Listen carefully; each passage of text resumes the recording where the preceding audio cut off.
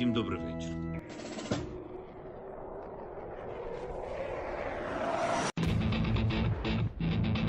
On behalf of the brave, on behalf of every father and every mother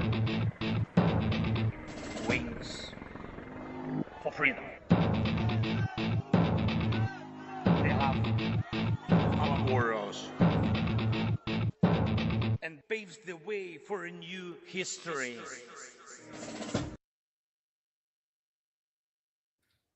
Hello and welcome to Tochnyi Weekly, the show that gets behind the headlines to discuss the Russian invasion of Ukraine. We have an excellent broadcast for you today. We're starting a little bit early due to a major European sporting event and a lot of our contributors being European, but we're going to get right into it. I'll start with the news for the week. That'll be followed by a report from German aid to Ukraine, and then we'll have an interview with our guest, Fabian Hoffmann. So I will get right into the news. Drones attacked Kalych-on-Don in Russia's Volgograd Oblast on the night of July 8th through 9th, targeting all local oil depots. Andrei Bocharov, the governor of Volgograd Oblast, reported that residents heard 10 explosions around 4 o'clock in the morning, followed by a fire at the oil depot, with black smoke visible from various parts of the city. Bocharov stated that Russian air defense and electronic warfare units intercepted the drones, but debris caused fires at a substation and oil depot in the region. The fire at the substation was quickly extinguished, but power has not yet been restored, and firefighters were working on the oil depot fire as of Tuesday, July 9th. So power hadn't been restored as of the 9th. Interesting that the intercepted drones both hit important targets. Drones launched by Ukraine State Security Service were responsible for an overnight attack on an oil depot in Russia's Rostov Oblast. An intelligence source indicates that they informed the Kyiv Independent, a source from the intelligence agency informed them. The source described the previous night as very intense for the Russian oil depot in the Simlansky district of Rostov, and they confirmed that SBU drones caused the explosions at the facility, which stored various brands of gasoline and diesel fuel. The Russian Defense Ministry claimed again that air defenses shot 2 drones down, one over Belgorod and one over Kursk. So again, Russia keeps claiming to shoot all these things down, but they sure seem to be doing a lot of damage. The Ministry of Foreign Affairs of Ukraine has denied Russia's recent false claims that Ukrainian authorities were planning to attack the dams of Kyiv hydroelectric power plant, the Kyiv reservoir, and other infrastructure to allegedly blame Russia. The denial was issued by the Ukrainian MFA press service and reported by Ukrinform. The press service emphasized that Ukraine has no logical reason or motive to destroy its own infrastructure or endanger its own citizens.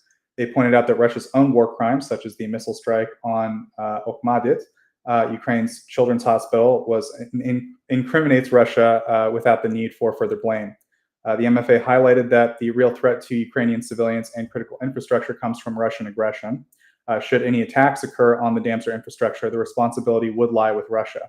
The statements from Moscow are seen as attempts to intimidate Ukrainian society and mislead the international community and media. The organization noted that Russia frequently accuses others of actions that it is responsible for perpetrating or planning to perpetrate. The false claims about the Dnipro Dam should prompt the international community to closely monitor Russia's actions in this area. The MFA also urged international media not to report Russian claims without additional context regarding Russia's history of misinformation. They stressed the importance of providing context when quoting Russian officials rather than merely paraphrasing their statements. Up next, we had a lot of aid this week. The U.S. Department of Defense announced an additional $225 million USD aid package to address Ukraine's urgent security requirements. The package is utilized under presidential drawdown authority and will equip Ukraine with essential tools, including air defense systems, interceptors, munitions for rocket systems and artillery, as well as anti-tank weapons. Canadian Prime Minister Justin Trudeau has introduced a new military aid package for Ukraine valued at 500 million Canadian dollars or 350 million US dollars. Ukraine's presidential office reported that Trudeau announced the aid during a meeting with Ukrainian President Zelensky on the sidelines of the NATO summit in Washington. The leaders together condemned Russia's recent missile attack on Ukraine, and Trudeau emphasized Canada's willingness to supply medical support to those affected by the strike. The office of the Canadian Prime Minister also, about a day later, mentioned that they allocated $280 million US additionally to train Ukrainian pilots on F-16 fighters. And they said that these funds will support the training of the armed forces of Ukraine and provide essential equipment for safe operation of F-16s. Additionally, they detailed a bit more about the aid package and mentioned that Canada's Department of National Defence will cover the cost of training and equipment. There'll be 56 million Canadian dollars for the comprehensive assistance package, which is like a NATO fund for Ukraine, and 444 million will be direct military equipment from Canada. The Australian government has announced the largest military assistance package to Ukraine since the start of the full-scale invasion, which is worth about 169 million US dollars. According to the Australian government website, during NATO Leaders Summit in Washington, D.C., the Deputy Prime Minister and Minister for Defense, Richard Marles, met with Ukrainian President Zelensky and Indo-Pacific 4 partners. He reaffirmed Australia's commitment to supporting Ukraine in its defense against Russia's illegal invasion. The military assistance package includes air defense missiles, air-to-ground weapons such as guided weapons, anti-tank weapons, artillery, mortar ammunition, and small arms, as well as a shipment of boots to support Ukrainian armed forces on the front line. I thought it said boats, but it's boots. This announcement brings Australia's total military assistance to Ukraine at around 1.1 billion since the start of the full-scale invasion, with overall assistance, which includes economic assistance, at 1.3 billion. Australia will also join NATO's new security and training initiative for Ukraine as an operational partner. This was announced at the summit. Oslo will allocate 1 billion Norwegian kroner, which is around 93 million US dollars, to strengthen Ukraine's air defense. This was announced by Norwegian Prime Minister, Erlend's going to hate me, Jonas Gahr Støre, on July 11th at the NATO summit in Washington, as reported by Reuters. The announcement follows Norway's pledge to send 6 F-16 fighter jets to Ukraine.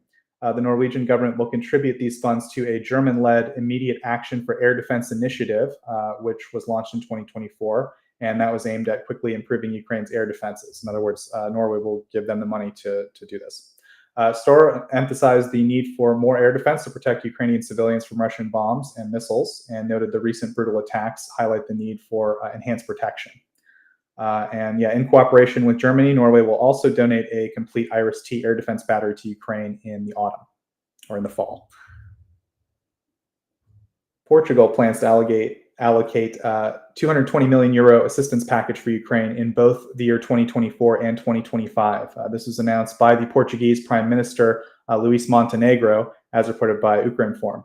Montenegro stated, again, this is the Portuguese Prime Minister, not the country, that Portuguese assistance to Ukraine will reach more than 220 million euros this year, and that they intend to provide the same amount in 2025. They also mentioned that Portugal aims to achieve the 2% budgetary spending on defense by 2029, which is a year earlier than they initially projected. He highlighted that this international coalition is considering a significant financial contribution to support for Ukraine. And additionally, they signed a bilateral agreement on security cooperation. Sweden has temporarily halted the supply of Gripen fighters to Ukraine due to a decision by the Ukrainian government, but it's prepared to resume deliveries in the future, according to the Swedish Foreign Minister Tobias Billström. Billström explained that the decision was made by Ukraine, which concluded that managing 2 fighter systems simultaneously, both the F-16 and the Gripen, would be too challenging. He acknowledged that these are complex systems and implementing both at the same time would be difficult. However, he assured Ukraine that Sweden is ready to resume the delivery of Gripen fighters to Ukraine whenever they request it. He noted that the introduction of F-16s into the Ukrainian Air Force would provide significant capabilities, and once this is in place, discussions about supplying Gripen fighters could once again begin. Czech President Petr Pavel provided details on the delivery of artillery shells to Ukraine as part of the Czech initiative during a discussion in Houston, Texas. This is reported by European Pravda, which was referencing the Czech news agency CTK. At the end of June, the Czech Prime Minister announced that the first shipment of shells under the initiative had arrived in Ukraine. They clarified that the shipment included around 50,000 rounds of ammunition, and the goal is to supply around 500,000 rounds to Ukraine within the year. The funding for the initiative is currently secured, with the first batch of 180,000 rounds funded by a German contribution. President Pavel mentioned that an additional 50,000 rounds of ammunition are expected to be delivered to Ukraine in July and August, and 80 to 100,000 rounds per month are scheduled to be delivered after that. And the initiative aims to basically, he sort of said that they're aiming to provide Ukraine with between 50 and 100,000 shells every month. And it seemed to me, based on reading it, that like they've so far succeeded roughly at doing that. So yeah, that's just like a little update on the Czech initiative.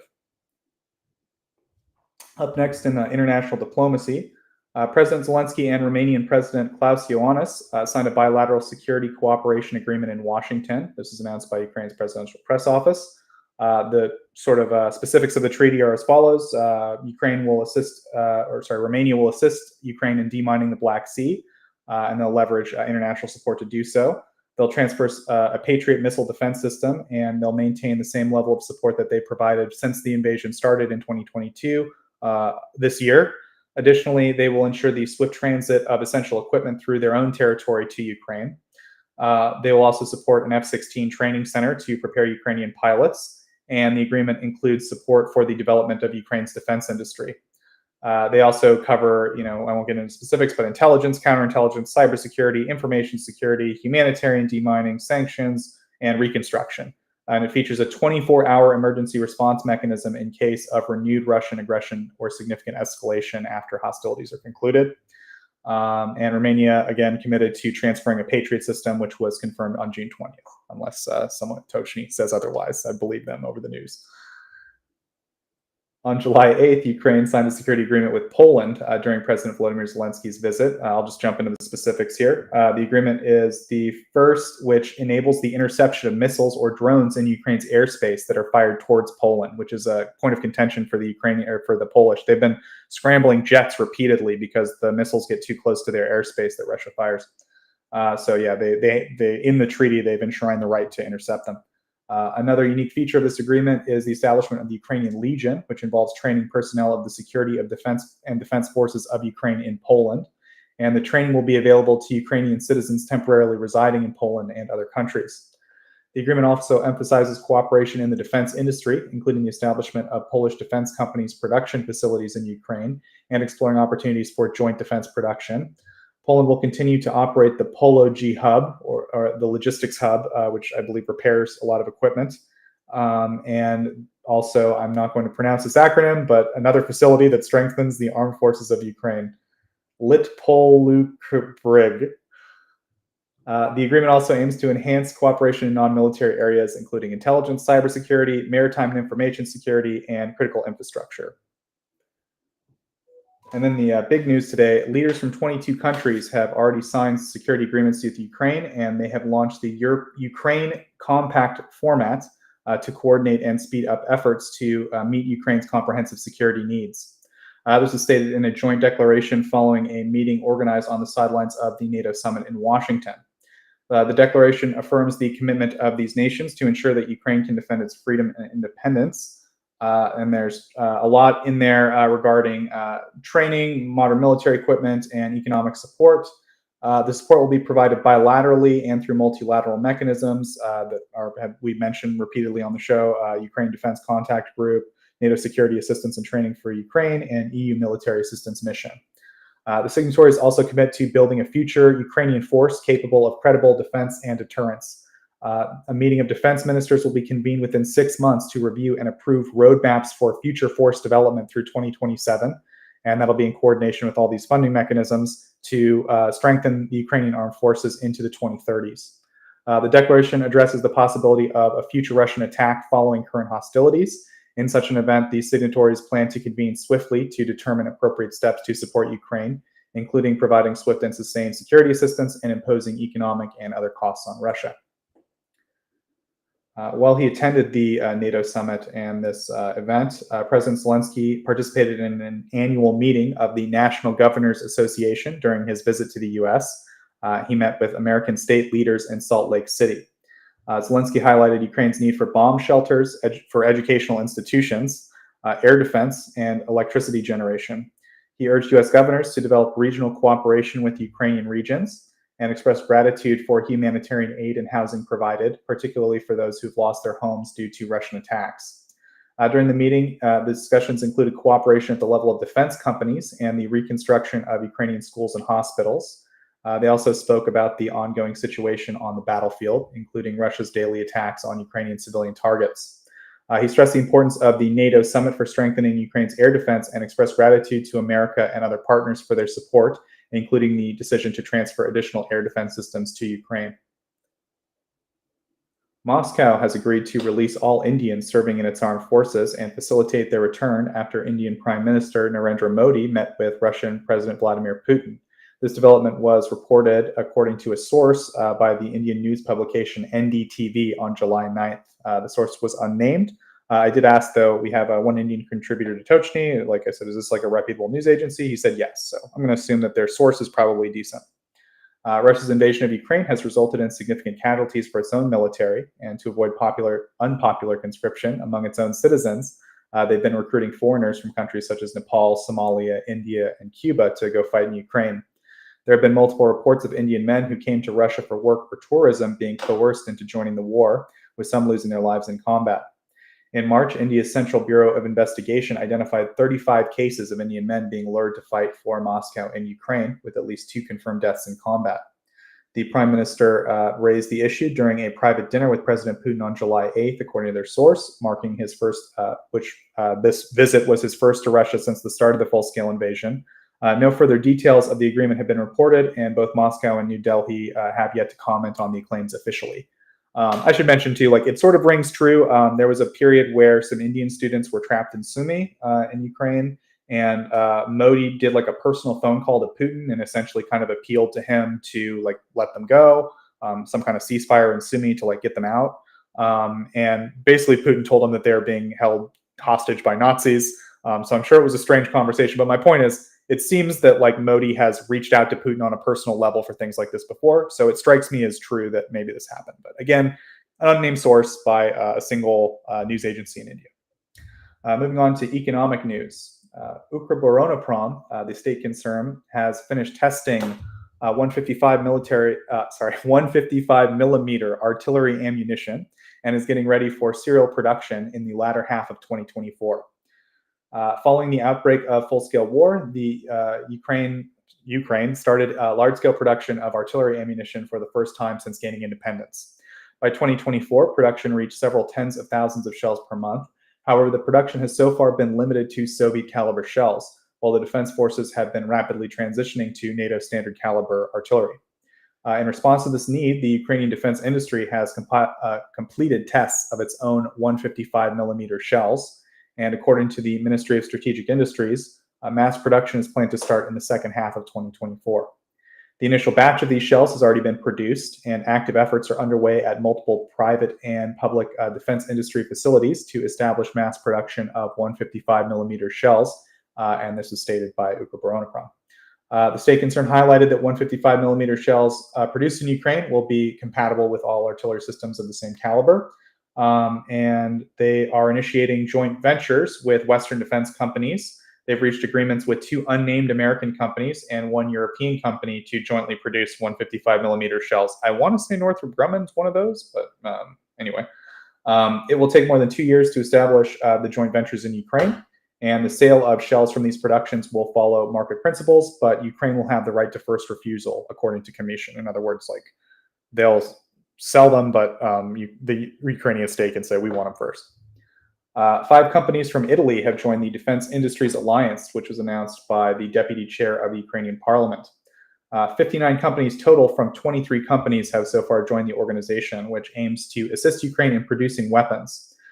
They expressed satisfaction with the 5 Italian defense companies, and this announcement followed the Security Culture: Italy's Contributions, which was a defense conference in Rome, which focused on uniting efforts by politicians, military leaders, diplomats, and arms manufacturers in Italy to support Ukraine. I'd be interested to know if any other stuff happened in that conference. We have some Italian speakers, so maybe we'll learn more about it later. Ukraine is eager to collaborate with Italy's advanced military industrial complex, according to them. And the conference participants aim to join a fundraising campaign aimed at investing in Ukraine's defense industrial sector. The Netherlands, Denmark, and Canada have already joined the initiative to invest in Ukraine's defense industry, which aims to raise $10 billion total for producing Ukrainian weapons in Ukraine in 2024. And my last news item for today, Rostelecom, Russia's state-owned telecom giant, announced that YouTube will be throttled due to, quote, technical problems with Google's equipment in the country. They stated that increased traffic has caused a, quote, serious overload of the equipment that helps speed up YouTube videos and other Google services. The issue may impact the download speed and playback quality of YouTube videos for all Russian users. Google has disconnected from the Google Global Cache service, which reduces waiting times for its content from Russian servers in spring 2022. According to the independent media outlet Meduza, the Russian government has been deliberately slowing down YouTube since Thursday, attempting to shift the blame onto Google. Russia plans to continue this degradation of YouTube's operations and aims to start blocking it entirely in September. This is reported by the pro-Kremlin news outlet Gazeta, citing anonymous sources. The Kremlin denied that it had begun restricting access to YouTube and attributed the issues to outdated equipment that hasn't been updated in over 2 years. The Kremlin spokesperson Dmitry Peskov stated that YouTube's actions regarding the Russian market were the cause, not the Russian initiatives, and that leaving the market has quote, technological consequences. That seems like a very Russian phrase, technological consequences. YouTube has suspended monetization and all payment-based services in Russia due to the war in Ukraine.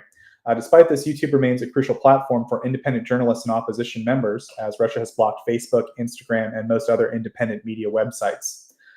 Since the full-scale invasion, Russia has accused YouTube and its owner of spreading, quote, terrorist and anti-war content, which has raised potential concerns from Google about a potential ban on their platform. And yeah, it does seem like this is part of, I would say, just a broader effort by Russia to tighten down on what was a relatively free or open internet. I think there was kind of a social contract in Russia before that they wouldn't bother you on your internet activities. But since the full-scale invasion, that's really changed. And this is one more aspect of that censorship and control of the communications and information networks of Russia. So that wraps up my news report for today and this week. I'm now going to turn it over to German aid to Ukraine. Over to you, sir.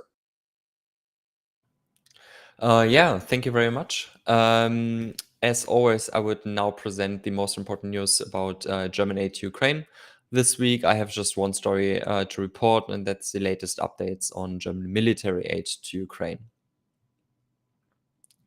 In the past 3 weeks, Germany has delivered the following aid to Ukraine: 1 Patriot SAM system, 10 Sonarbot 5 USVs, 30 Vector UAVs, 200 mobile drone jammers, 1 Bergepanzer II armored recovery vehicle, 4 VSAND 1MC mine clearing tanks, 10 special armored vehicles, 2 pickup trucks, 93,000 smoke grenades, 10,000 detonators, 2 TRML-4D air surveillance radars, 150 CR-308 rifles, 10 HLR-338 precision rifles, 250 MG5, 800 MK556 assault rifles, an unknown amount of Patriot missiles, 9,000 rounds of 35mm ammunition for the Gepard or Cheetah Sparks, ammunition for the Leopard 1 A5 main battle tanks, 55,000 155 shells, 58,000 40mm rounds of ammunition for automatic grenade launchers, 39 SATCube turn minutes, and 150 night vision goggles. Besides the latest deliveries, the German government also announced that it would deliver an additional 4 VSAND 1 MC mine clearing tanks and 3 additional TRML-4D air surveillance radars. I just wanted to mention that the delivery of the Patriot Fire unit, as well as 50,000 out of the 55,000 155 shells, were already known prior to the latest update made on Monday. A company spokesperson for Hensoldt, the manufacturer of the air surveillance radars, also confirmed to me that an order has been placed for the production and delivery of 6 in total. And on behalf of the German government, and according to the update published by the Federal Press Office of the German government, it's only about 5. So there's 1 missing. Yeah, and that's already everything I had for this week. Over to you, back again. Gao, I have a question for you. Yeah. So Norway gave 1 billion kroners to air defense initiatives, and I just wanted to ask you what exactly was delivered or is going to be delivered, because as far as I understood, we basically paid for an IRIS-T battery. Yes. If I recall correctly, this was already reported in part by Joseph during his segment, right? That Norway has given some aid. Correct. Yeah. So first, Norway made an initial contribution, which is not new. This is about procuring or re-procuring Patriot missiles for Germany. This is a joint delivery, basically, of Germany, Norway, the Netherlands, and Denmark to Ukraine. It's about 100 missiles in total, and there Norway has already given 125 million euros. Now they have given additional aid, and with the aid, I believe it was 87 million euros converted. There they have co-financed an IRIS-T SLM fire unit, which will be delivered in autumn. And yeah, just want to mention it's very great that they do it. Still, we would have delivered the fire unit anyway. So it's a little bit confusing to me why they're giving additional money for something which was announced like in 2022. So yeah, but I think it may have a reason we just don't know about. Yeah, I hope that answers the question. So yeah, I just wonder, is this going to help getting more IRIS-Ts to Ukraine faster, or is it just Norway wanting to put their name on certain system when they could have just given the money to the air defense initiative? I mean, they have given the money to the air defense initiative. It would be interesting to know for me if Norway, so if the member states itself decide or like on which or how their money is spent, or if Germany decides to, or if they both agree on a specific use case. Because when just Germany decides, then it says something about the German Minister of Defense that they are using Norway's money to finance, co-finance something which has been announced in 2022. And I just want to remind you that there are budget issues right now regarding German aid. Yeah, that we don't have enough money for new aid. I want to point out for new aid. So maybe it has something to do with freeing up German resources. That's the only explanation I would have, right? That Germany now has 87 million euros in addition, which we could spend later on the year or in the next weeks, who knows. It might have a reason, but it don't speed up the delivery to Ukraine or guarantees more production capacity or whatever. No, absolutely not. Yeah, thank you. I think it was kind of important to clear up the mystery for me about why we give money and buy like an already pledged system. Yeah, it's weird. It's really weird. Yeah, I agree. I asked the Norwegian MOD about it. They haven't replied yet, so I will write them another email on Monday. Yeah, with the German MOD, I have no hopes of an answer, to be honest, because everything which is negative, they just don't answer. Yeah, let's see. Maybe we get it out sometimes at some point in the future why they are co-financing something which has pledged for 2 years now. I think when they're back from their hytte, they will reply. We'll see.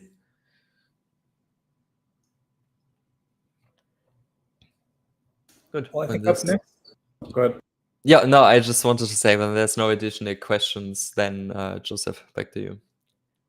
Thank you. Yeah, so I think up next, Mr. Erlend is we're going to have a discussion with our guests. So I'll turn it over to you. Yeah, thank you so much, Fabian, for joining us. Maybe first, could you maybe introduce yourself? I know that you're actually in my city in Oslo. What the hell are you doing here? Yeah, thanks so much for having me again. It's great to be back. Right now, I'm actually in Brussels because I'm visiting my partner, but regularly or normally, I'm based in Oslo. Indeed, I'm a doctoral research fellow with the Oslo Nuclear Project, which means that I am doing my PhD at the University of Oslo at the Political Science Department. But I'm also it's a project-based PhD where I also contribute to a project, the Oslo Nuclear Project, and that is one of the very few centers of excellence, if not the only one in Europe at this point that specifically deals with nuclear strategy and nuclear weapons issues. And within that project, or within my PhD, I'm basically looking at the role of long-range strike weapons, so different types of missile systems, and how they intersect with nuclear strategy. And that of course also means that I'm dealing with all sorts of missiles, and can also talk a bit about them in the more conventional context. Yeah, thank you. So the reason why I invited you is because, of course, on Monday, July 8th, Russia launched a massive missile attack on Ukraine, and it's one of the largest for a very long time. I think there was at least one larger missile attack, but this one was really, really devastating. It hit several cities, most notably Kyiv and Dnipro. At least 41 people got killed, 27 in Kyiv. And of course, everyone has seen the absolute horrible pictures of the Okhmadit's Children's Hospital, which is very, very famous in Ukraine. And I remember talking to Vasil, he was like, they hit the Children's Hospital, the most famous children's hospital in Ukraine. And he was absolutely horrified. Yeah, exactly. And also injured about 140 people, that some are really severely injured as well. And I saw that you immediately were online posting about the missile attack. And also you were debunking a lot of really, really bad misinformation that we saw in the days, in the hours and the days after the missile attack. And I wonder what motivates you, first of all, to debunk these things, and what did you observe in the information space? Yeah, so I mean, a lot of things were very special. I think a lot of things came together. I mean, as you rightly point out, this is it's not the first and not the last Russian war crime that we've seen. But it takes someone really evil to attack a children's hospital. And then also an oncological children's hospital. I mean, that's literally the work of the devil, if you say so. And then at the same time, we also had an incredible amount of Russian misinformation and disinformation flooding in to model the information space. But then also what we had was, I would say, an unregularly large amount of data that really could tell us what went down and what happened. And I think this combination you don't have very often. So I think what open source intelligence can do, also in general, it can very often clarify what happened. And very often I would say it will give you a very good idea, which explanation is the most plausible, what most likely went down. I think what happened here is that we have such a large amount of data, not least because we had, lucky video footage of what happened, that we can say with 100% an absolute certainty what happened and exactly how it happened, which really helps us in debunking the Russian misinformation and disinformation. In terms of what debates me, I mean, I think the same for all of us, right? This is something so incredibly awful that happened there, and then I'm not on Twitter every day, and definitely not on Twitter every day to do OSINT work, simply because there are a lot of people who can do that better than I do. But then as I said, through my PhD, these are the types of missile systems. Mostly looking at Russian, NATO, and Chinese missiles, and especially the type of missile that was used there, I know very well. So I think I was somewhat well placed to debunk some of that misinformation and disinformation.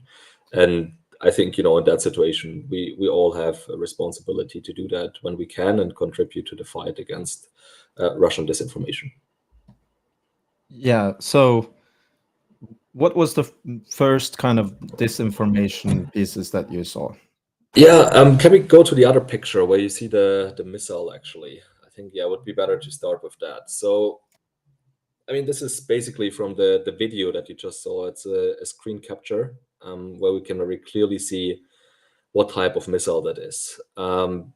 This very clearly is a KH-101 land attack cruise missile that is launched from Russian bomber aircraft, has a range of roughly over 2,000 kilometers, can approach the target from fairly low altitudes, or as happened in this instance, in a top attack mode, where it basically performs a pop-up maneuver at some time before it reaches the target to then dive down at the target.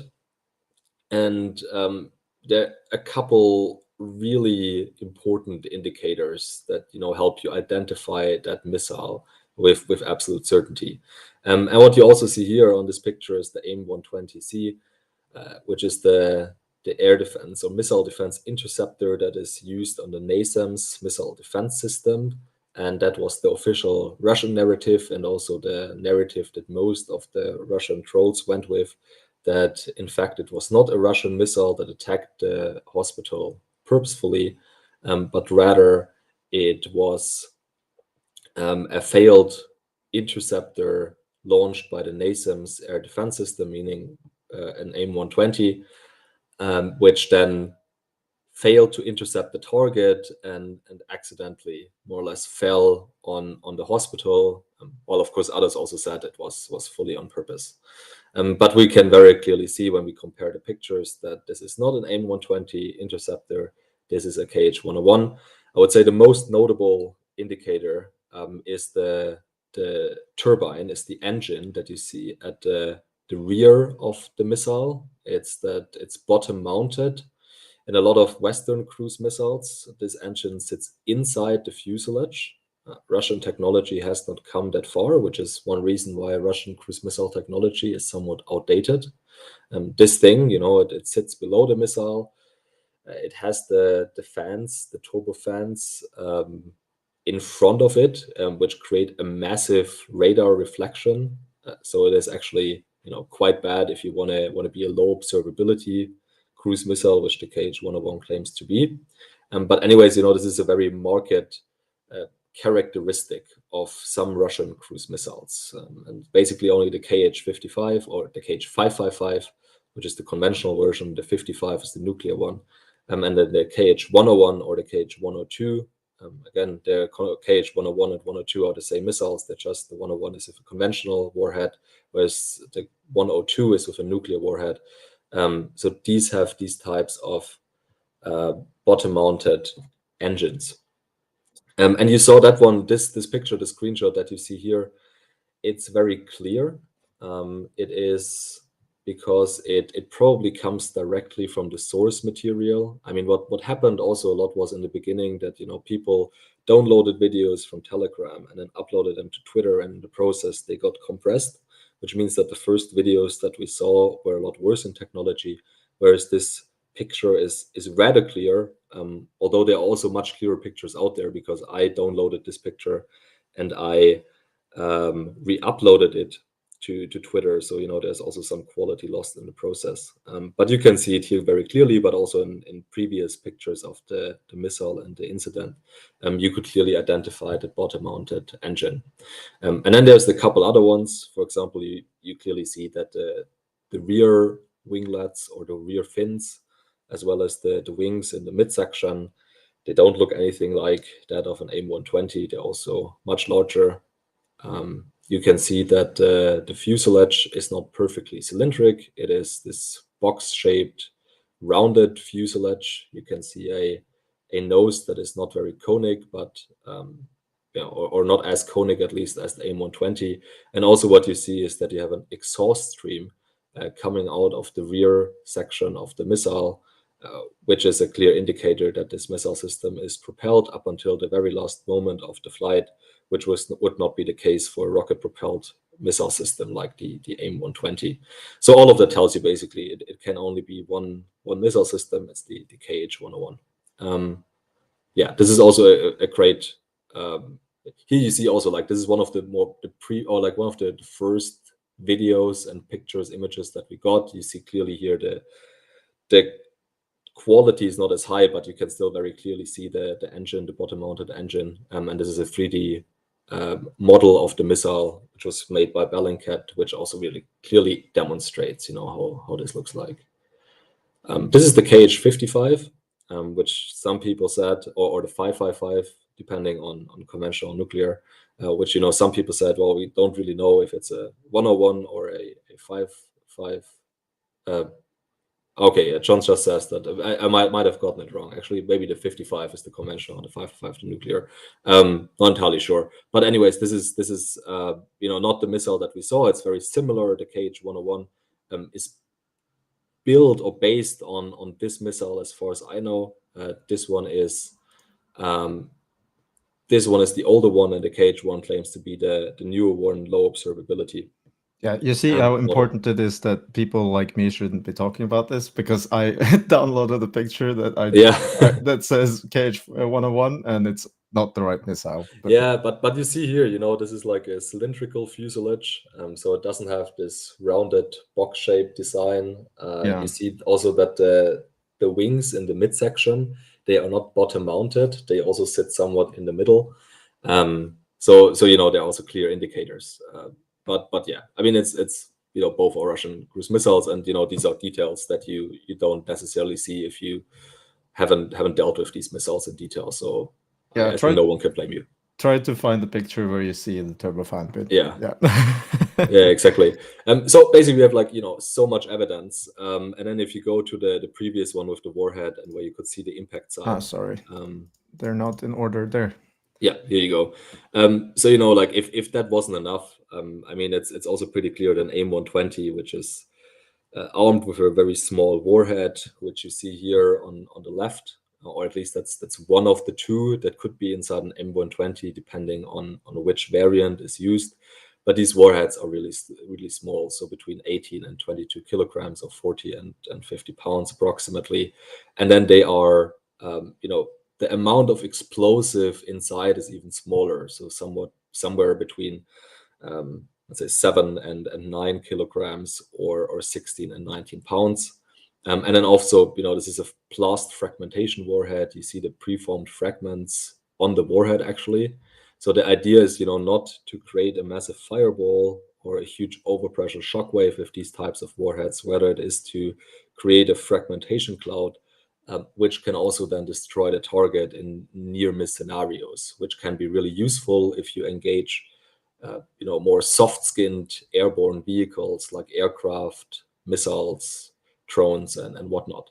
And these are not made to penetrate buildings. These are not made to penetrate buildings. They're not made to penetrate concrete. And 7 to 9 kilograms of high explosives will not give you the destructive power to take down a concrete building like this.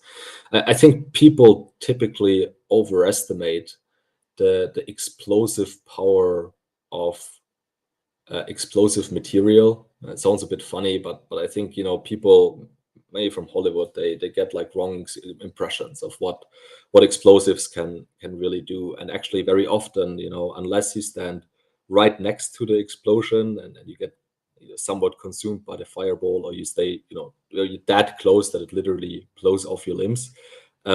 Most people don't die from that. They would rather die from a building that collapses around them. So the overpressure shockwave loses kinetic energy really fast as it expands outward. And to really damage the organs of people, you have to stand really close. Different, of course, for nuclear warheads. Their organs get damaged at very long distances, but for conventional ones, that's typically not what happens. Typically, it's because people sit inside structures that crumble. And so, in short, this type of warhead would never have been able to cause this damage. So this is another very, very clear indicator. And then the final one, even if all of that wasn't enough, and that is where we see the debris on the site. If you go back to that, where basically people found, this one. It's just one of the pictures. There were many. And this is again where real OSINT experts come in. They identified these debris parts and were able to clearly allocate them to previous instances of KH-101s being shot down and debris being found.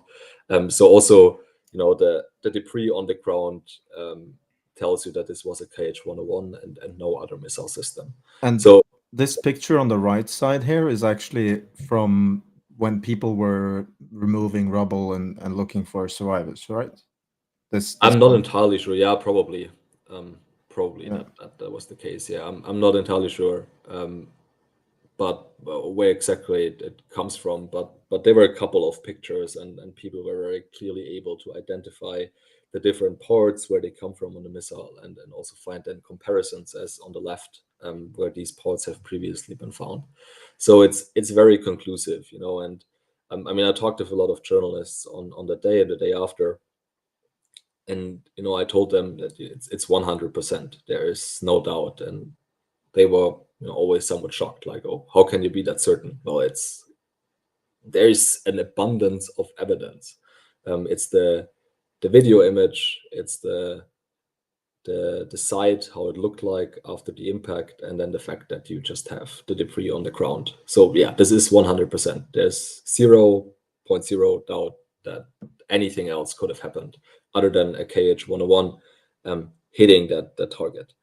One thing you cannot say for certain is whether this was a targeting error by the Russians, or maybe a systemic error of the missile, that it mistook the target for another building or something like that. Because in the end, right, either you have to talk to the Russian operators, or you have to look into the board computer to see what target was saved in there, which we probably can't because it's destroyed during the impact. But what we can clearly say is that the fuselage on the pictures, it does not look damaged. The exhaust stream of the missile looks exactly as it should. That is very clear. There are no smoke traces or anything. So the flight was very controlled up until the last moments. The missile was also not tumbling, so it's not like it was. There was an attempted intercept that somewhat damaged it, and then it fell down on the wrong target. It definitely. Or I would say that it definitely hit that specific target, because that's what the missile intended to do in that moment.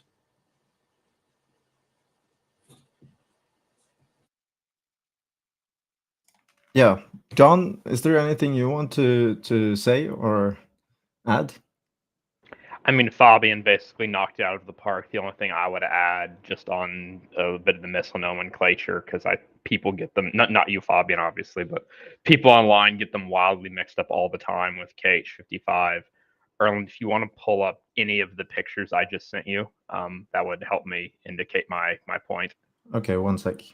Just any of them that you can clearly see those little winglets on. Yeah, I didn't know that you sent them. So one sec, you need to wait.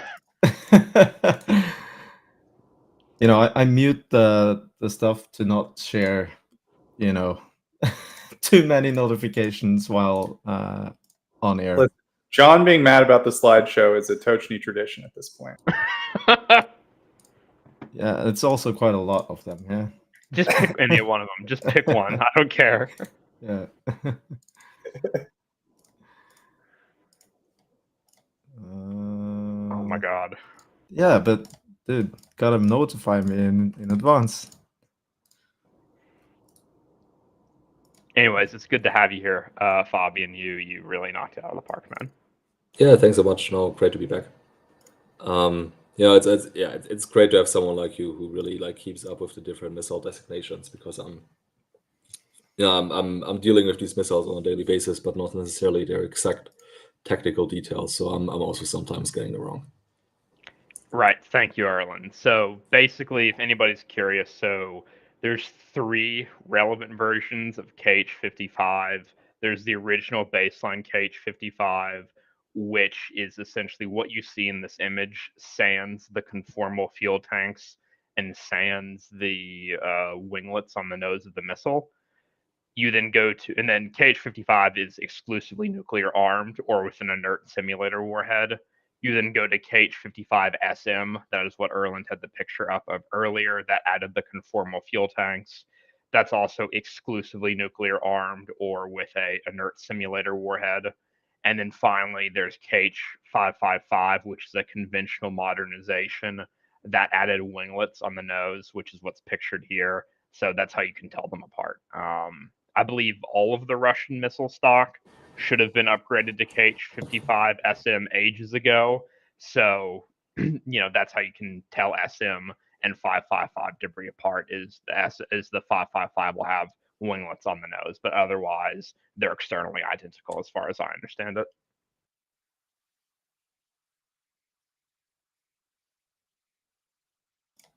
Yeah, thank you. So one thing I wanted to ask is, when you see the trajectory of the missile, there were some people saying, it's not flying in a straight line, so it's probably CGI. Would you manage to explain why a diving cruise missile isn't completely, flying in a straight line? You mean like that video where people were like pointing out that as the camera moves, the missile does not move? Yes, because it's not flying completely in a straight line.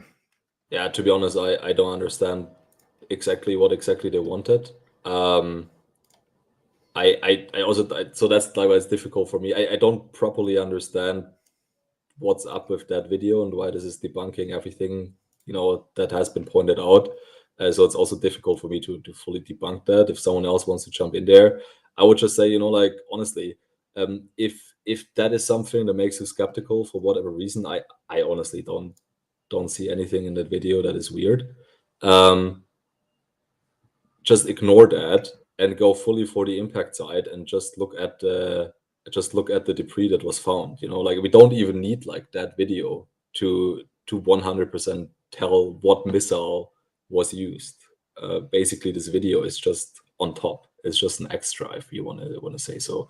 But maybe someone can tell why exactly this is, not as suspicious as the propagandists make it out to be.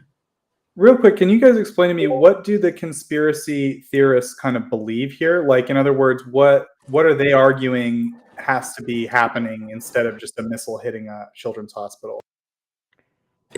Honestly, I also don't fully understand it, but the argument is that because the camera is moving to the right, so the frame of the picture is moving from left to right slightly, and they claim because of that it should not be possible for the missile to travel in this straight line, which I honestly I don't understand. Like, why like, I mean, the missile moves independent of the camera, right?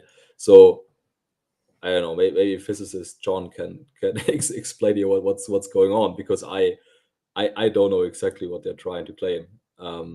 But again, like, if that's the thing that makes them suspicious, okay, sure, ignore the video evidence and just go what's happening on the ground, and it still should be conclusive as hell. I would just say optical physics is not my area of study, but I don't see any reason why there would be any substantial optical effects going on here in terms of what the camera's recording, because it's slightly moving from left to right. I mean, it's a non sequitur basically. Yeah, I just wanted to kind of get an explanation of why a missile wouldn't be flying completely straight in its terminal phase. It's going to be making guidance corrections the entire time, so it's always going to be ever so slightly adjusting its attitude to minimize its miss distance. So it's maneuvering throughout the entirety of flight to at least some minor extent. I mean, isn't it also and keep in mind those control surfaces, I mean, even if it's not doing a guidance correction per se, those control surfaces are going to be moving to keep it dynamically stable. So there'll always be, again, some amount of movement and attitude adjustment. Isn't there also like a massive amount of inertia? The turbojet is actually still giving thrust, and you have the surface of the missile interacting with the atmosphere. So aren't there very many factors that make this missile behave like it does? Well, again, it just all comes down to the fact that it's going to be making small guidance corrections throughout the entirety of flight. Yeah, but I think the people who were caught up over this, they were not concerned by like the small guidance corrections, which you also can't see in the video. They weirdly claimed that as the camera moves, the missile like the perspective should make the missile move as well, and which again I really don't understand what this is about, because again, right, the missile travels independently of what the camera is doing, and to me this looks totally fine. I mean, what are you guys' perspective of OSINT in the modern information space, when people who want to mimic OSINT specialists like yourself and John, who know the matter and are experts in the field, when people can just draw red lines in paint and then, you know, basically frame themselves as an OSINT expert? Yeah, that is exactly what that's perfect for Russian propaganda, because Russian propaganda doesn't try to convince you that their story is the correct one. It's just trying to muddle the water enough so that later the journalists write in their newspapers and the average citizen thinks that, oh well, one side says this, the other side says that. I guess we don't know exactly what happened here. And so, like, going away from that 100% certainty, which I just pointed out, and basically leaving like this shred of doubt, which then festers and which just muddles the water, and in the end people that report on this stuff are no longer confident in what exactly went down, and at that moment Russian propaganda has won. So Russian propaganda doesn't have to convince you of their side of the story. They just have to convince you enough that there could be another explanation to make you doubt the obvious one. And the dumb OSINT people, experts that draw red lines on a picture, they contribute to that for sure. Yeah, what I wanted to get to is that people write OSINT in their profile and are drawing red lines in paint isn't an indicator that they actually know what they're talking about. So if people look for good information, it's better to actually read their content and not so much look at how fancy their analysis look like graphically. Although sometimes this can be, of course, very useful for OSINT analysts to demonstrate, but it's also a trap for public. I would just point out that most people who claim to be OSINT analysts are also not open source intelligence analysts. That the actual group of people that correctly applies to is extremely small, and I can think of there's not very many of them who are actually on Twitter. So just in general, don't pay attention to people that call themselves OSINT this or that or have that in their bios or whatever. I don't consider myself that. I reject the label profoundly because that's not what I do. So just again, most of just anything that falls under the umbrella of OSINT is usually not that. It's, aggregators, people reposting crap from Telegram. It's people drawing MS Paint lines on images, as you said. And then there's a couple of people who are actual professional open source intelligence analysts, and that's about it. And I think, I would. Oh, go ahead, Phil. Yeah, no, I would agree with that. I mean, for me, I also don't think what I did was open source intelligence. I think this is just, a very specific area of expertise, niche expertise that I built up over a couple of years, and then you apply that in these types of instances. But when it comes to any other kind of topic, mostly, I'm out of breath as well. So I would especially be careful of people that try to claim to be like generalists in the field of OSINT. That's, in my opinion, impossible, because if you or maybe not impossible, it's extremely, extremely difficult, and if you do that, you have to do your work very diligently, and I think most people on Twitter don't do that. Yeah, I was just going to add that, like, I think, at Tochnyi, we do our best. We are trying to constantly keep an eye out for people who are really doing, I would say, what we would generally call open source intelligence. I kind of agree with John. It's a semantic label that's maybe a bit problematic or cringe. I don't know if there's a better way to put it. But, we deal with people kind of working in that area a lot. And I think, to me, it's pretty evident when someone's actually putting the work in and doing the work. It takes looking at their account in a little bit of detail, but, it's pretty clear when someone's actually doing work versus kind of nonsense, over time at least. So yeah, I mean, sometimes it takes expertise to spot them, but I think a lot of the time it's pretty clear. So those are the people I would say are good. What are there some people we could recommend? I think like who are some of the people that are actually good to follow? Oliver, as much as I have various personal beefs with all of these people, Oliver Alexander, Eric Toller, and there's one or two others. Yeah, Chris O. Yeah, I mean, for the record, I would personally describe what I do as, if it's anything, and I'm not really comfortable with this label either, but technical intelligence would probably be the thing closer to what I or Fabian do rather than open source intelligence per se. But even then, I'm not a professional analyst, so I'm very uncomfortable with people calling me that.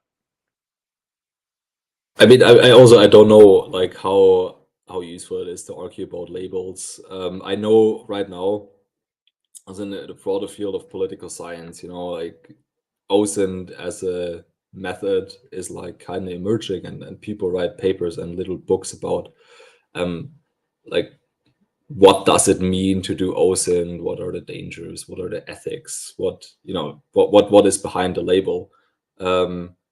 I think in the end, honestly, I don't know exactly how I would describe what I'm doing. I think what John mentioned makes sense. But in the end, right, it's trying to make sense of what's going on by looking at the publicly available sources, whether that's images, that's audio, that's video, and just trying to debunk myths, trying to get to whatever is correct, whatever really happened.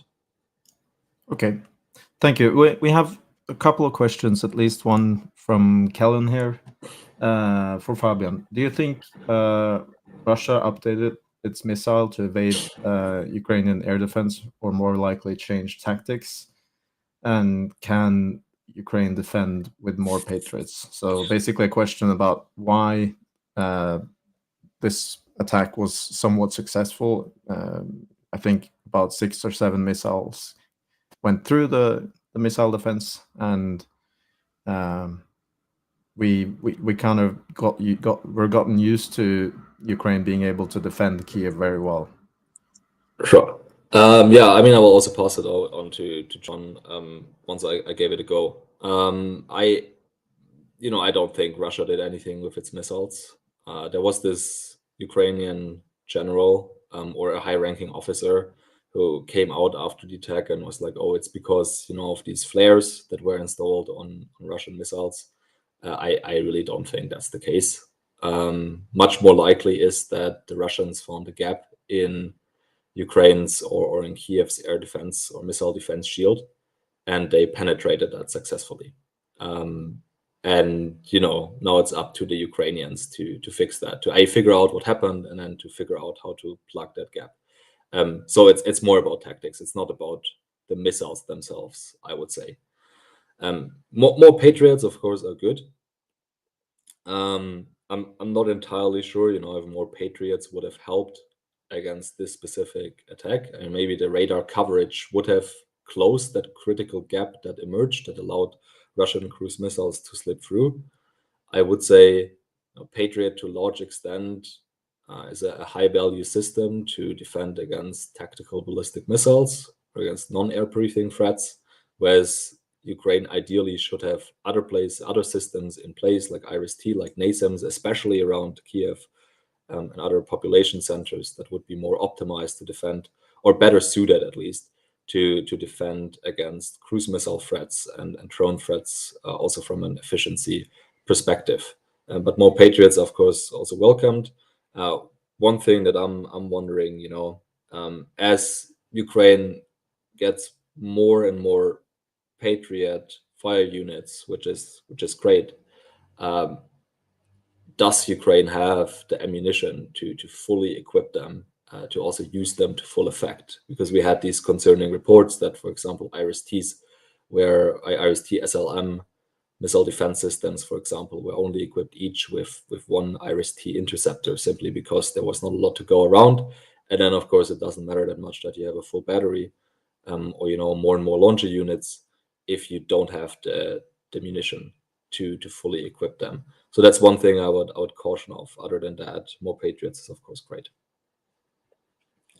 I would add that I largely share Fabian's assessment. I think for context, it's important for people to understand that, well, really two things.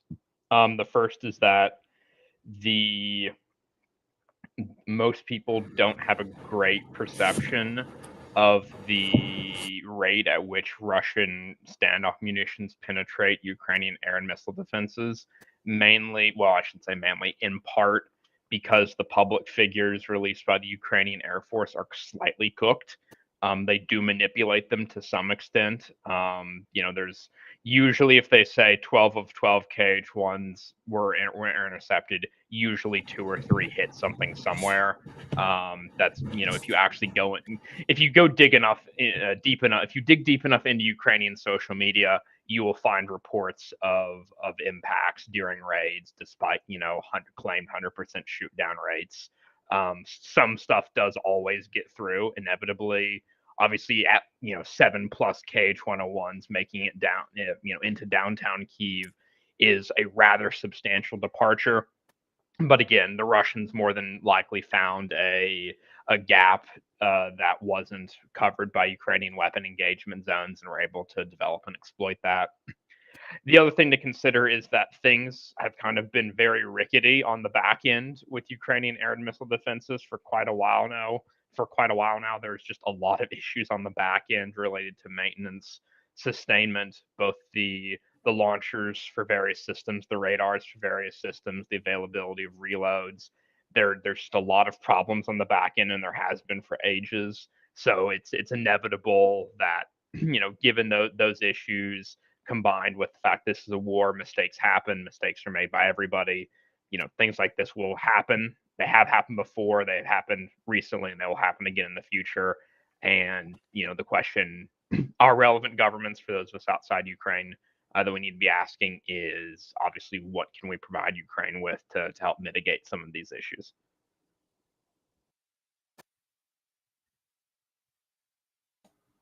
Yeah, thank you. Is there anything else someone wants to add? Well, actually, Kellen has another question. So, Kellen asks, the US policy is frustrating, so does Ukraine's domestic-made missile like Neptune or drones have ability to strike Russian airframes inside Russia?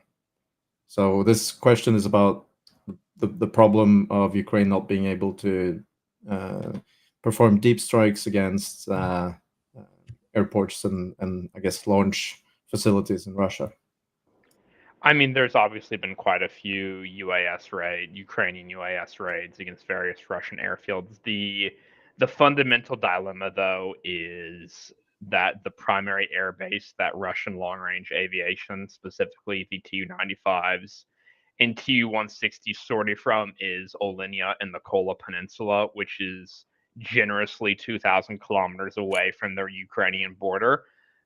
There is no weapon system we can provide Ukraine that can reach that airfield, period, unless we give them Trident or ICBMs. We just don't have any. Well, we have long-range hypersonic weapon, and that's literally it. And we have one of those, and we have not even completed a successful end-to-end flight test from the launcher yet, but I digress. And it's going to be really difficult for Ukraine to develop domestic capabilities that can reach those airfields. They're going to need either a 2,000+ kilometer range ground launch cruise missile or a massive medium range ballistic missile. That's very difficult to develop and field in wartime. We haven't seen anything publicly from their domestic TBM program. Even their cruise missile programs are not doing fantastic.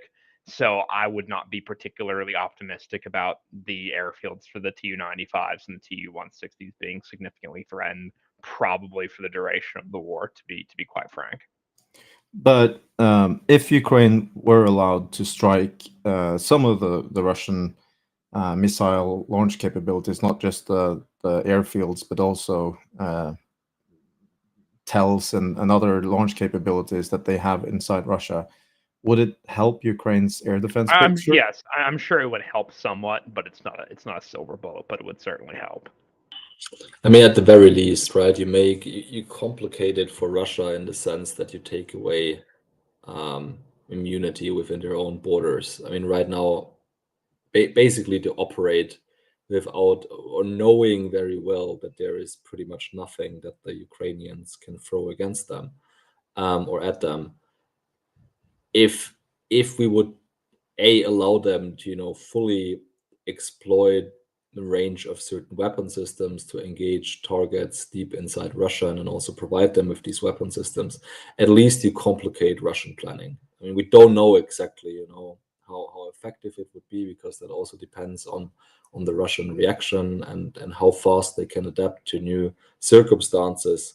But at the very least, you make things more difficult, more complex for your enemy, and that's of course always good.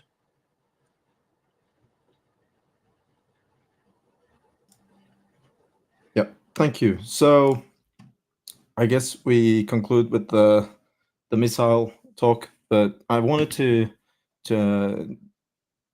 touch on the topic of the NATO summit, and I guess it's been kind of distorted in the news because of various other events and also things happening at the summit. But I think it's important to highlight that some really important things actually happened at the NATO summit.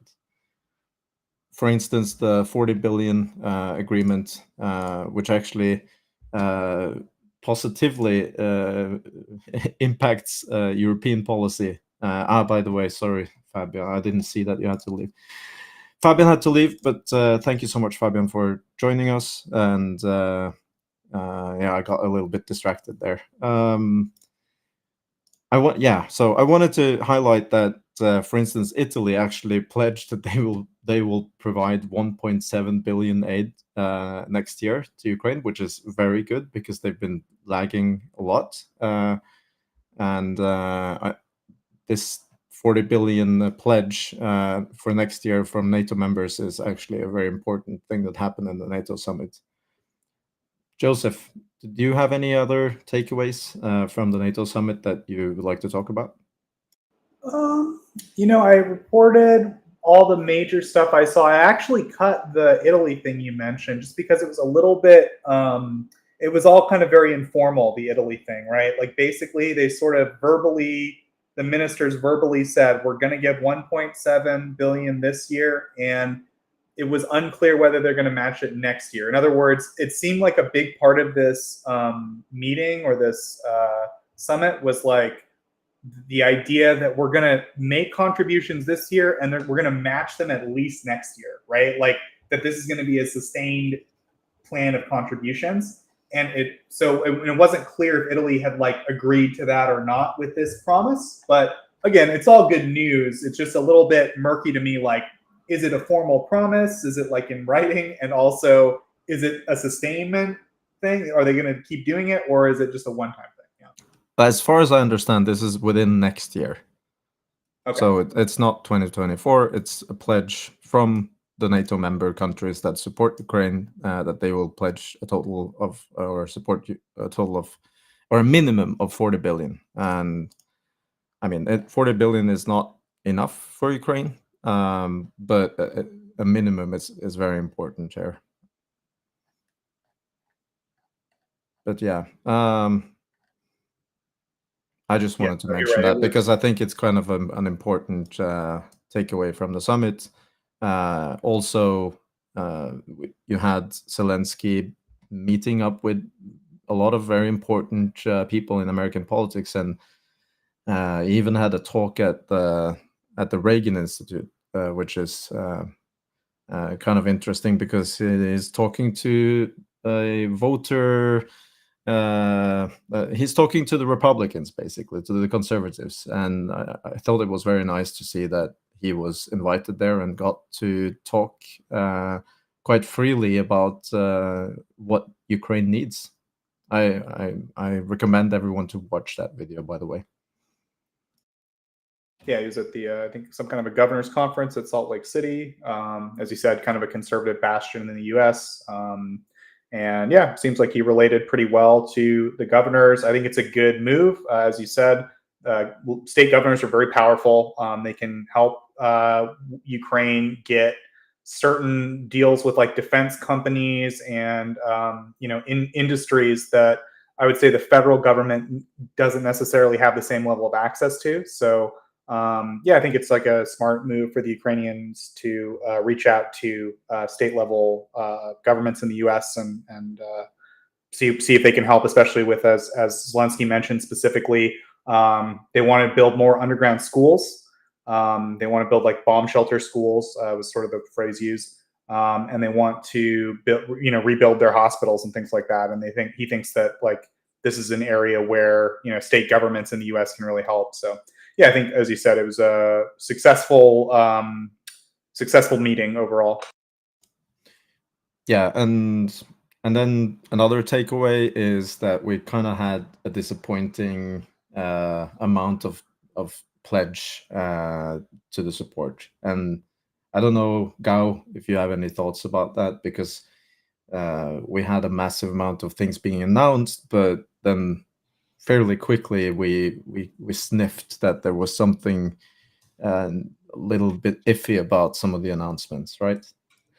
Yeah, I mean, I don't know. After Biden's speech, I mean, already before he spoke or he made that speech, I was like very certain, due to the reporting by Politico, that besides the US battery, everything was already mentioned before. Then Biden made his speech, and I was like, yeah, I don't know why everyone is going crazy about that, because he spoke about parts of a Dutch system.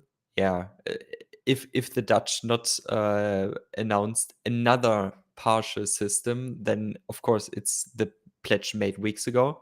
The battery or the fire unit by Romania, of course, is the one pledged weeks ago. The German one was delivered days ago before that, so it's not even still pledged. It was already delivered, so even less of a new pledge. And what was it again? The Italian one, the SMT, was already reported and confirmed also weeks ago. I don't know why everyone freaked out. That's like, besides the US battery, there was no new additional announcement of air defense systems. Even the Norwegian one, we talked about that before, is already pledged 2 years ago from Germany. So yeah, it was really a bad signal for Ukraine, in my opinion, at least.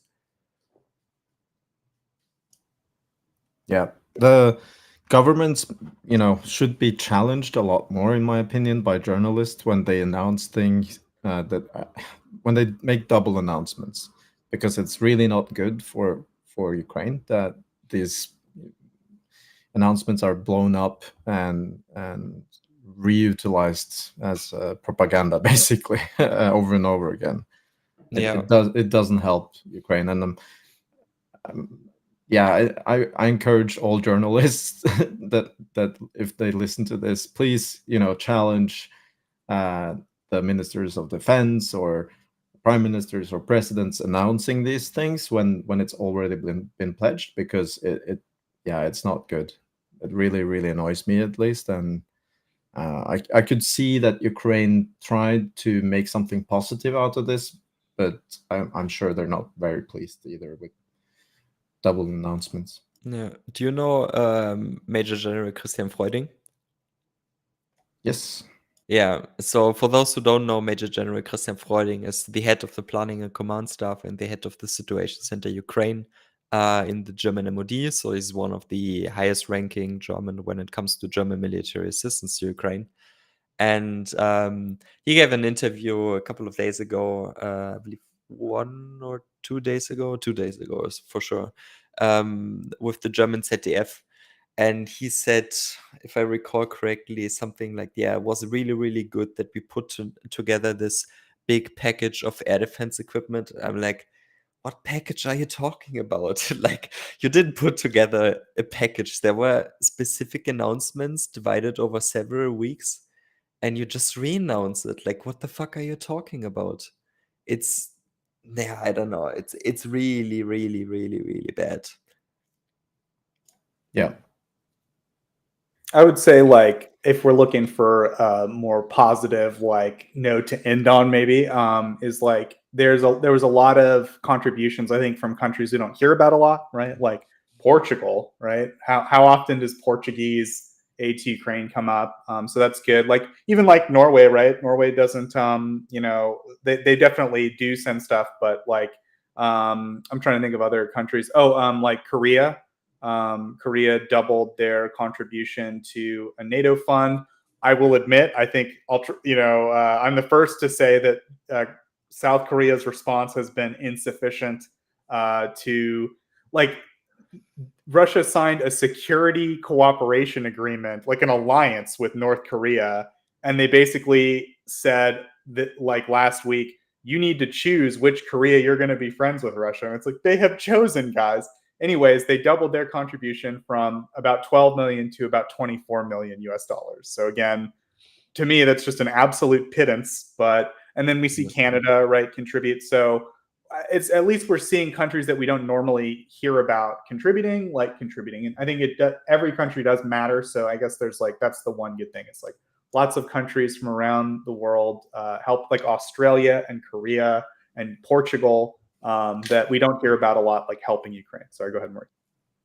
No, I honestly didn't want to say anything. Did my sound like pop up or? Yeah, I Yeah. thought I heard. Yeah, sorry, man. The only note I would add is, at least with Canada, they did contribute, although they don't. Apparently, from what I see, at least. I mean, I'm not covering Canada as close I'm doing Germany, of course. But from what I saw, at least they are contributing to the initiatives. We saw that with Portugal, with Canada, with the SEC ammunition initiative. We saw Canada's contribution to the German IAD initiative, the Immediate Action on Air Defense initiative.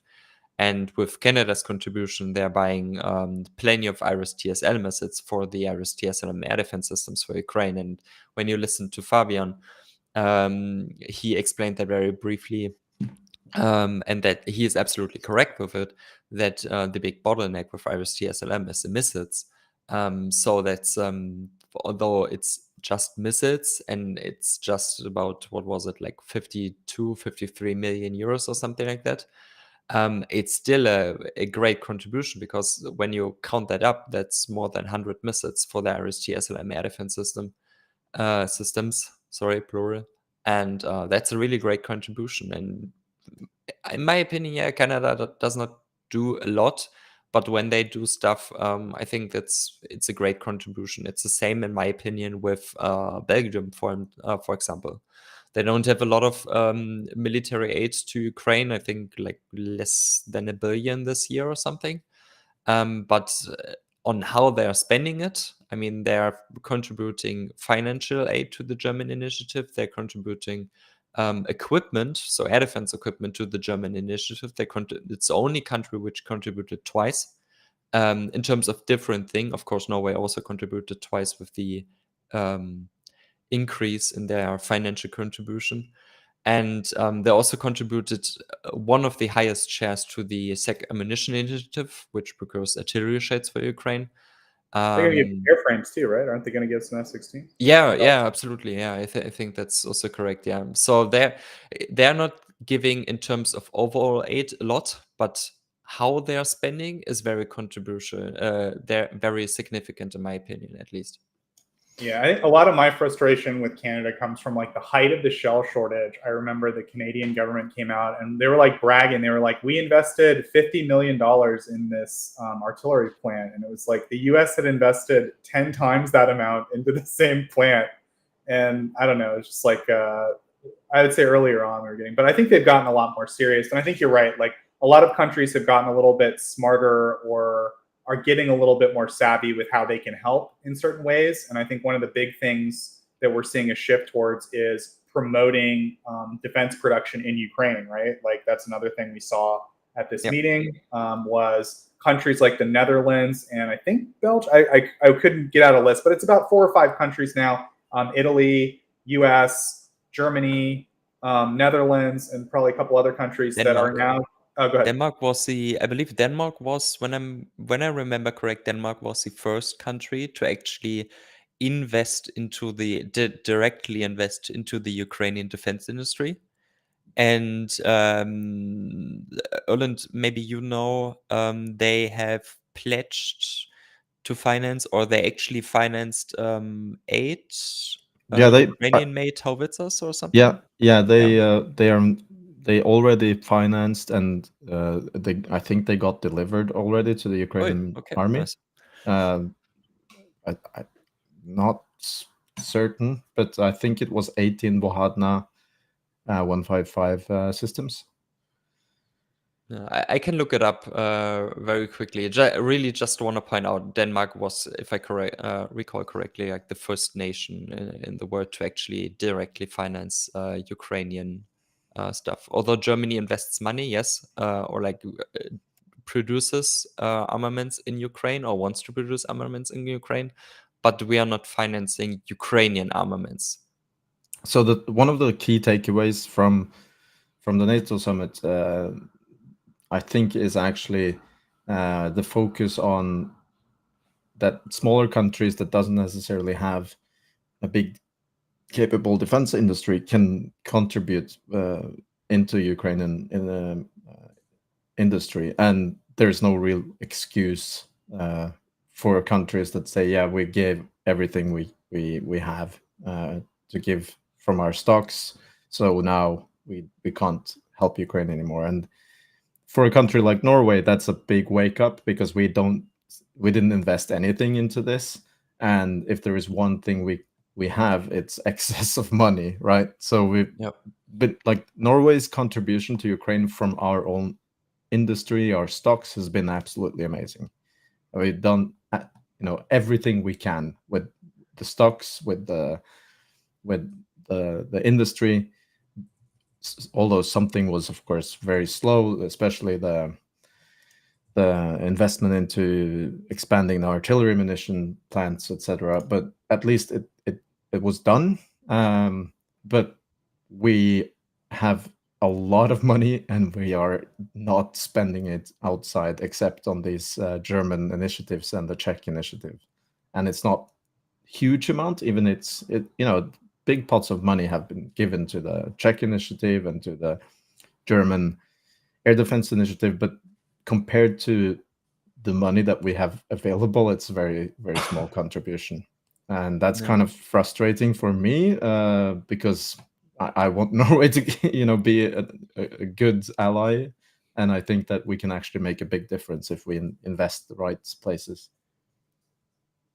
And arguably, because of the instability of what happened with Russia invading Ukraine, you guys just made a boatload of money. Or I shouldn't say you guys, but Norway in general made a boatload of money, right? So I mean, if I was a Norwegian citizen, I'll just put it that way, I would feel some responsibility to take some of that money and like put it towards all the people that are suffering because of the benefit, or like the instability. If we're profiting from it, we should help the people who are suffering from it, something like that.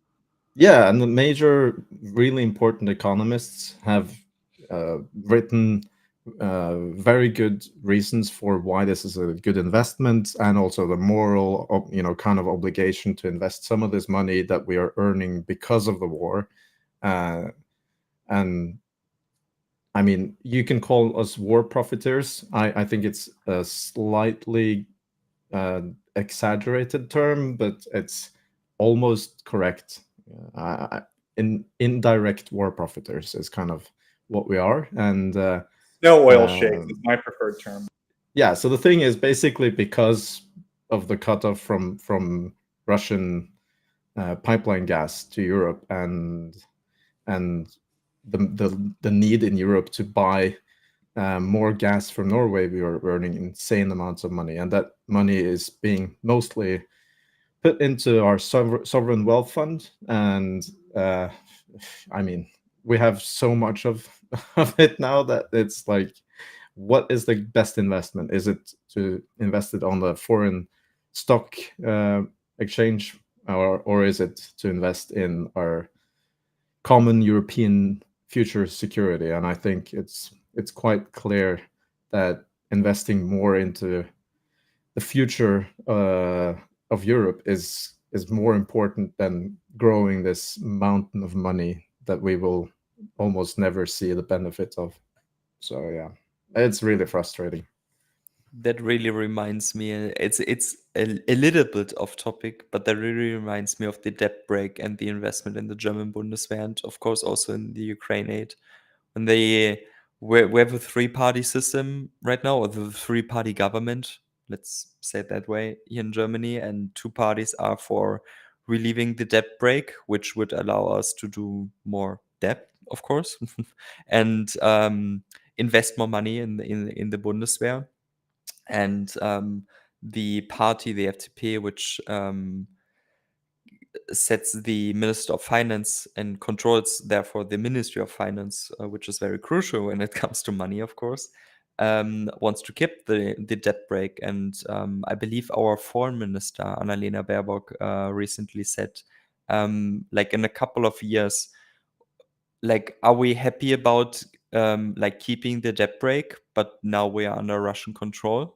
Like, what does it do us any good when we are now keeping the debt break, but our military is too poor and too underdeveloped to actually defend us?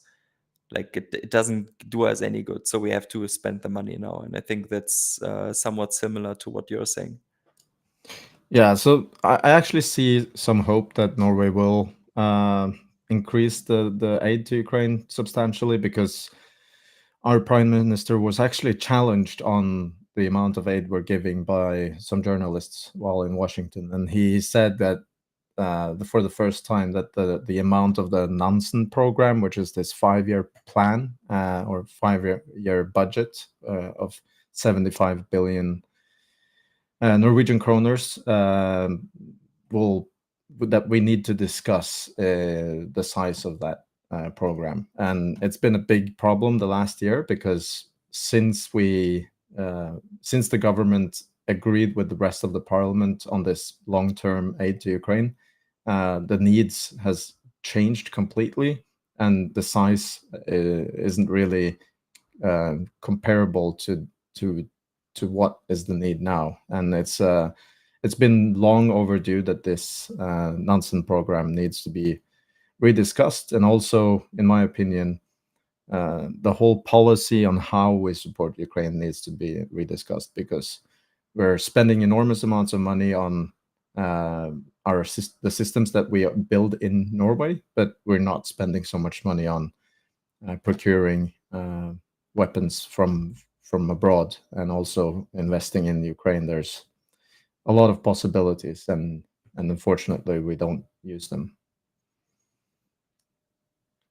Another thing I wanted to mention is, surprisingly, a few journalists were challenging U.S. government officials on the policy that the restrictions that the U.S. is basically imposing on Ukraine to employ long-range Western systems in Russia. And Alex Rafoglu, for instance, he challenged, I think it was it? We should probably get Alex on. He's like a White House correspondent. I wouldn't say we know him, but like, we've talked to him on Twitter a few times. We could probably get him on. He seems like a good guy to have, because he's, like he said, he's always asking kind of challenging questions to the White House whenever they do press conferences. But yeah, I'm sure he asked a good question. Go ahead. No, I just remember him being very on point with that, and I also saw some other journalists asking White House officials about the same thing. And I think Ukraine has probably made some good operation on the information space before the conference, because it came up a lot more often than what we see at these press conferences in the White House, which are, where a lack of challenging the policy has been quite problematic for a long time. Yeah, I think like this conference, I think maybe if we're going to sum it up, right, I think we saw a lot of really positive trends, a lot of really things that I would say a year ago, were saying that these things need to happen in order for this to work, right? We're seeing more more mechanisms by which countries can invest for long-term sustainable, production of, material and things like that. We're seeing like bilateral and multilateral security frameworks emerging, and all this good stuff. Basically, long story short. But I think we're still a little bit concerned about the scale. We're not quite seeing the scale of seriousness in terms of the material support that would really match would truly be decisive. I guess I'd put it that way. Like I think all this stuff really helps. Everything matters. I don't want to suggest for 1 minute that none of this stuff isn't very important. But like I think in terms of scale, we're still not quite seeing what we would expect to see if we wanted, a more decisive resolution to this whole thing. Anyways, I think that the overall picture is good. We just want to see more of it. And I guess, like, I don't know, it's good to see more journalists. I think, sorry, I had a point and I remembered it. I think one of the reasons we're seeing journalists be a little bit more assertive is that we can see in front of us at something like this summit, we see all of the ingredients there to really do something decisive here, right? We see all these countries, we see all these treaties, we see all these security frameworks, we see everyone making statements that like, this is really important. And then the journalists are saying, well, you guys are saying all this stuff and you're doing all this stuff, but like, where's the beef? Where's the actual material support? And I think that is a reflection of like some of this other stuff. So I think it's a positive trend. And I think that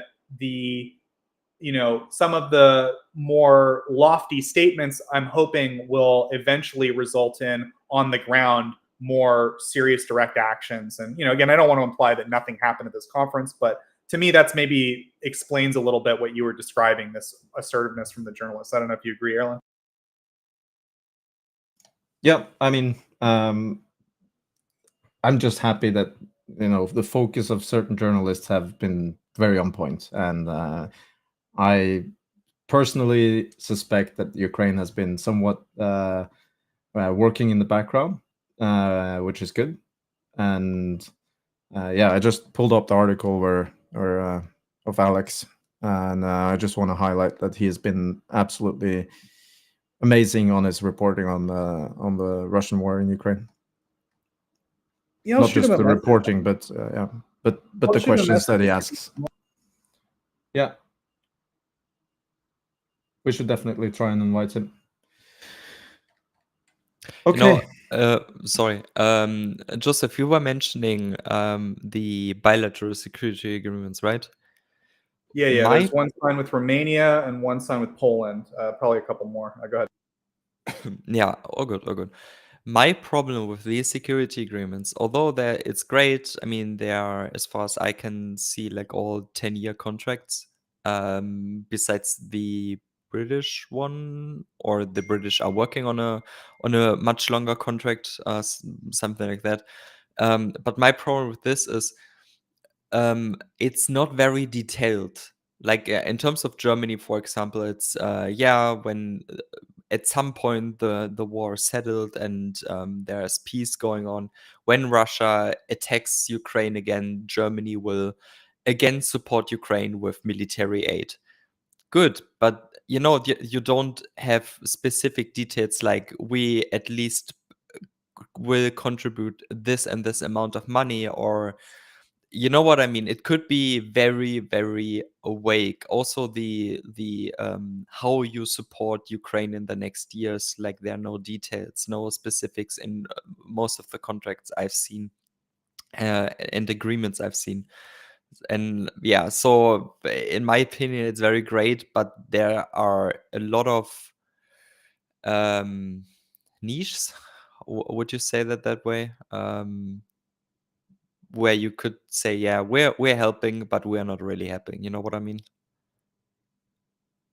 Yeah. Okay, so we got a question, and I'm not sure if we can answer it in detail, but yeah, Ozzy asks, which nations would you say the government see that Russia is at war with the West and are taking actions in line with that reality? Well, of course, the Baltic countries, Eastern European countries like Poland, Romania, definitely have taken completely different stance on the invasion of Ukraine, and also the threats that Russia are every day basically threatening the West with propaganda, people saying, hey, we're gonna nuke the West, blah blah blah, or also all the hybrid attacks on the West. But then you have Western governments that are, I think most of them are conscious about the threat, but they're not talking openly about it, which is a very different, big difference from the Eastern European countries. I do not believe that most of the countries like Germany, like Norway, Sweden, are not aware of the problem, and that they don't have discussions on the back room where similar emotions are being expressed, but they are very different in their open communication compared to Eastern European countries. Yeah, I absolutely agree. Like when it comes to Germany, the only person really important in the government who said once that Russia is at war with us is the foreign minister Annalena Baerbock. I believe during a speech or something in the UN. But apart from that, no, I don't see that our government is really aware of what or how Russia views us, and we are definitely not acting that way. That I can assure you. So Yeah, I think we this kind of hit the cutting room floor this week, but and also just because there's not a ton of information about it specifically yet, so maybe we'll hear more about it. But I mean, Russia, as far as we know, this was confirmed by Rheinmetall itself. They tried to assassinate the CEO of Rheinmetall. Russia did, and like I think it's fair to say that like we're probably not going to see a response quote in line with reality. In other words, like that acknowledges that Russia is literally just trying to murder CEOs of the biggest defense corporations in Germany. But that said, I'm not saying that the Germans will do nothing, but I think we won't be satisfied with the response either, right? No, definitely not. You know what the official response was? Because a day after these, A stern finger wagging. no, a day after the reports were published by Jesus, who was it again? CNN or Yes, CNN. Yeah, that's right. CNN, yeah.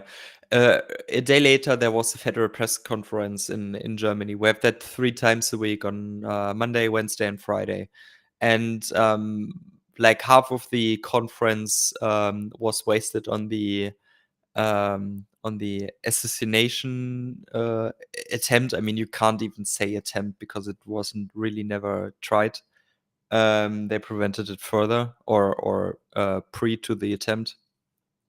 And they asked, and the official response of the spokespersons of the ministries in charge were like, yeah, we pumped up our presence of security personnel, and we invest in the next budget 1 billion more into our security stuff and to the intelligence services, and that this was the official response. Not even like the Russian ambassador called up to do a do a, what did you say, finger wagging? Yeah, Yeah, not even that. So yeah, it's for not most even a countries. finger wagging. Not I mean, what goes behind closed doors, of course, but nothing official. And Just a sound investment in security moving forward. So the Yeah. problem with this, in my eyes, isn't that we don't see and register the attacks that are coming from Russia, hybrid warfare attacks, and also physical attacks like the fire, the different fires at ammunition plants in Europe and other real security threats, but that there's no open discussion about it, because if you don't want to highlight it and talk about it publicly, then we don't get a real actual discussion in our democracies about what to do with it, and that's really problematic. That's why I'm you know, I wish we had the same kind of stance as many of the Eastern European countries, and similar to what Finland had in their public debate, which has been very, very fruitful for their own defense, not maybe so much for Ukraine, as I wish Finland, they could have contributed more, like many other countries could, but they are definitely more conscious about the threat that Russia poses to the West. And I think that because of that public debate and openness about it, that will definitely change policy as well. And that's a big problem in most Western European countries. Yeah, and I think a lot of it too is just like good journalism, right? I mean, we have journalists like our own, I want to say friend, I think that's a bit strong, but I'll say John's friend, Michael Weiss, who's an excellent journalist, has uncovered various, and also a co-worker of Colby's at the insider.ru. I shouldn't say .ru, yeah, but it is, anyways. .press, insider.press. Thank you, Colby. Yeah, but they're doing excellent work, like uncovering all sorts of crazy Russian intelligence networks in Europe, right? And I think CNN I had somehow uncovered this plot against the CEO of Rheinmetall. So people doing good journalism and uncovering these crazy Russian plots to do terrorism on Western soil, I think is really important. So yeah. We also had finally a big spy case in Norway. Chinese, actually, he wasn't Chinese, but he was spying for China, and he was embedded in a bunch of different political networks, and had a kind of important role in one of the Labour Party's sub-organizations, let's say. And this is it's one of the things that I was like, of course we know all of these things happen, but I was talking to some friends a couple of days before the security forces arrested him, and we said, like, one of the things that we need is one of these big spy scandals to unravel. And then 2 days later we had nothing else being talked about in the Norwegian press than this Chinese spy. So I mean, yeah, people love a good spy story. So I mean, obviously I don't want fake spy stories, but real journalists. Russia's doing all kinds of crazy stuff. If they can get out there and dig this stuff up, I think it always helps to inform the public about what's really going on. Well, we have Colby here. Unless did you want to say anything else about this particular topic, Erlend? No, I mean, what is good about the spy case is that it gets talked about more, but of course it's not good that this guy had access to senior government officials, like the Minister of Foreign Affairs. He was on the board of a party group with the Minister of Foreign Affairs. The positive thing about that is that, of course, he will be more interested in countering these things, and the discussions on the top level of government will be held at least more frequently about threats like this from abroad.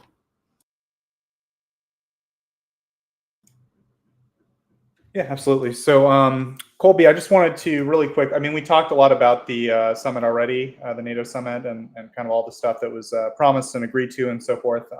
But also, I just wanted, since you're here, Canada mentioned had a pretty specific aid package, or a significant one, where they're going to sponsor the training of pilots and some equipment for F-16s, as well as like a kind of a standard aid package of artillery and stuff like that. So I'm just curious if you had any comments or thoughts about the Canadian stuff in particular, and then the whole summit in general.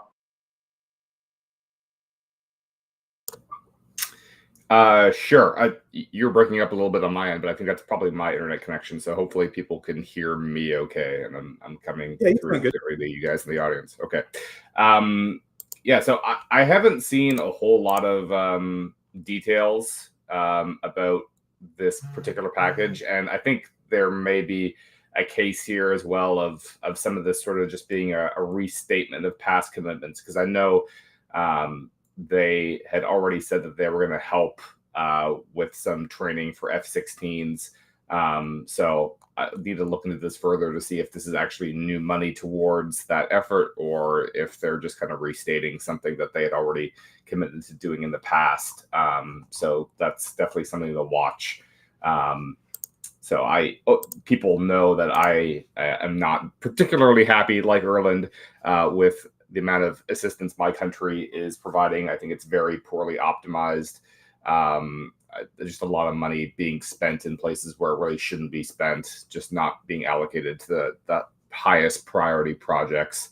So that's very, very frustrating. And this latest commitment doesn't seem to give any indication that that's going to change, because really we need to be investing in armored vehicles is something that Canada actually has a capacity to help with.